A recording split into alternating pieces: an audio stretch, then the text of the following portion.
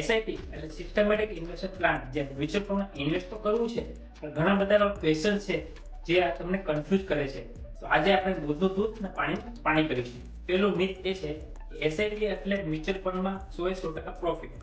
નહીં, એસઆઈપી છે ને એ તમારું સિસ્ટમેટિક ઇન્વેસ્ટમેન્ટ ટૂલ્સ છે, જેનાથી તમને ધીરે ધીરે ઇન્વેસ્ટ કરવાની ટેવ પડે છે અને તમને માર્કેટના આધારે પ્રોફિટ આપે છે, નહીં કે ગેરંટેડ પ્રોફિટ.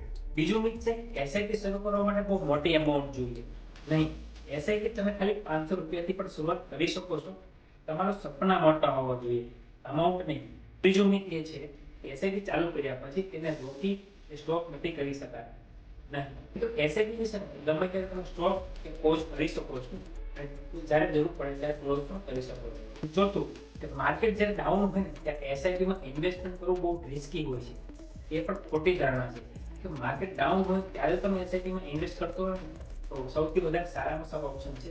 કેમ કે જ્યારે તમે માર્કેટ ડાઉન હોય ને ત્યારે તમે એસઆઈપીમાં ઇન્વેસ્ટ કરો છો, ત્યારે તમને એના યુનિટ્સ વધારે મળે. અને મ્યુચ્યુઅલ ફંડમાં એસઆઈપીમાં તમને હંમેશા કેલ્ક્યુલેશન યુનિટ્સ પર થતું હોય. જેટલા યુનિટ્સ વધારે એટલો જ તમને ફ્યુચરમાં ફાયદો વધારે થશે.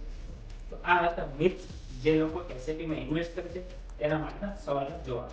જો મિત્રો તમારે એસઆઈપી ચાલુ કરવી હોય અને તો કન્ફ્યુઝન હોય તો કોમેન્ટ જરૂર કરજો અથવા અમારા ઓફિસની મુલાકાત જરૂર લેજો. અને આ વિડીયો સારો લાગ્યો હોય ને તો મિત્રો સાથે શેર જરૂર કરજો અને એક લાઈક જરૂર કરજો. મ્યુચ્યુઅલ ફંડમાંના રોકાણો બજારના જોખમોને આધીન છે. યોજના સંબંધિત બધા દસ્તાવેજોને ધ્યાનથી વાંચો.